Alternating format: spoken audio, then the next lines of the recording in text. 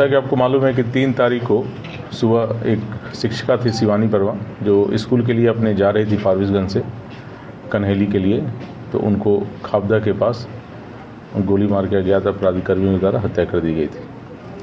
इस केस में उनकी बहन के द्वारा लिखित आवेदन देकर एक जो शिक्षक थे, उसी विद्यालय के शिक्षक, उनको नामजद करते हुए उनको संदिग्ध उन पर संदेह व्यक्त किया गया था कि इनके द्वारा ही पूर्व से परेशान किया जा रहा था, उसी में इनके द्वारा हत्या कर दिया गया है। हम लोग के द्वारा जो टेक्निकल है और सीसीटीवी फुटेज वगैरह है, उसके पूरी तरह अध्ययन किया गया। उनका अपराध कर्मियों को जाने का दिशा एवं उनके क्राइम करने के बाद भागने की दिशा में जो भी संभावित सीसीटीवी स्थल थे, उस सभी का फुटेज निकाला गया। वो फुटेज का अवलोकन किया गया एवं पहचान करवाया गया। पहचान करने के क्रम में पहचान हुआ कि उसमें एक अपराध कर्मी को लोगों ने पहचाना और बताया कि ये मारूफ नाम का अपराध कर्मी है। मारूफ पेसर ताहिर, जो रामपुर का रहने वाला है, फारबिसगंज का, उसकी पहचान की गई। साथ ही साथ उसके साथ एक और मोहम्मद सोहेल पेसर फिरोज रेफरल अस्पताल रोड फारबिसगंज की पहचान की गई है। पहचान करने के उपरांत इन लोगों को गिरफ्तार किया गया है, अलग अलग जगहों से गिरफ्तार किया गया है। गिरफ्तारी के उपरांत इनसे पूछताछ की गई तो इनके द्वारा स्वीकार किया गया कि हाँ, इन्हीं के द्वारा 3 तारीख को उस जगह पर जाके FZ यामाहा मोटरसाइकिल से वो गए थे और उनके द्वारा उस शिक्षिका की हत्या कर दी गई थी। पूछताछ में मालूम चला कि इन्हें हत्या जो करना था वो किसी और शिक्षिका का करना था। वहीं खाबदा के बगल में ही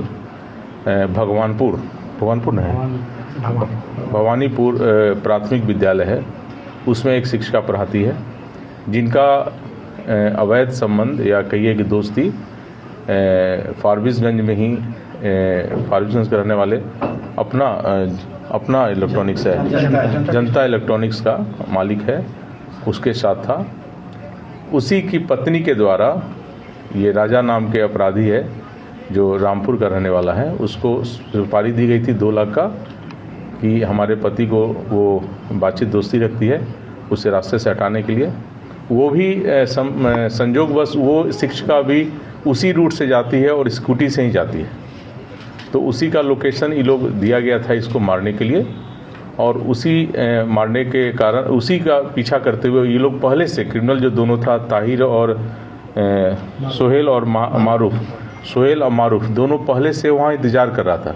चूँकि जहाँ वो पॉइंट देखे होंगे वहाँ से दोनों स्कूल जाने का रास्ता है, तो वहीं पर पहले से इंतज़ार कर रहा था। जैसे स्कूटी आते हुए दिखा इसको लगा कि ये वही शिक्षिका है जिसको उसको मर्डर करना है, और उसने रोक के और उस पर गोली चला दिया और वो घटनास्थल पर ही मौत हो गई।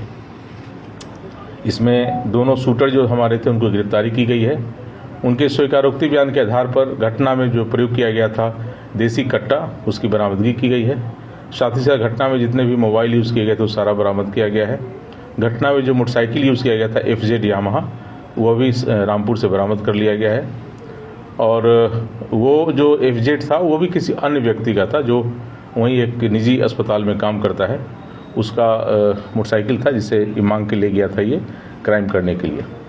तो ये सारा चीज़ की गिरफ्तारी हो गई है। लगभग ये केस जो है पूरी तरह खुल चुका है। इसमें कुछ जो अपराध कर्मी अभी बचे हुए हैं जिनकी गिरफ्तारी किया जाना शेष है, जो लाइनर का काम किए हैं और जो सेटिंग का काम किए थे उनकी गिरफ्तारी किया जाना शेष है। बाकी जो मारने का जो प्लानिंग में हिस्सा थी जो लेडीज़, वो भी गिरफ्तार की गई है।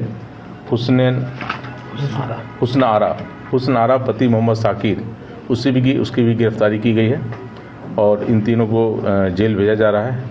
इसमें जो प्रथम दृष्टया जो हम लोग को नामजद अभियुक्त जिनको संदेह के आधार पर बनाया गया था, उसके विषय में भी जांच पड़ताल किया गया पूरी तरह। चूँकि प्राथमिकी अभियुक्त तो हम लोग उसे डिटेन करके पूछताछ कर रहे थे, लेकिन उसके विरुद्ध अभी कोई हमारे पास साक्ष्य इस मर्डर केस में हाथ होने का साक्ष्य अभी तक नहीं आया है। और ये जो मर्डर किया गया था, आप लोग जैसे पता चली गया कि ये मर्डर पूरी तरह किसी और का मर्डर करना था, किसी और शिक्षिका का, और वो गलतफहमी में इसी को समझ के इसका मर्डर कर दिया गया।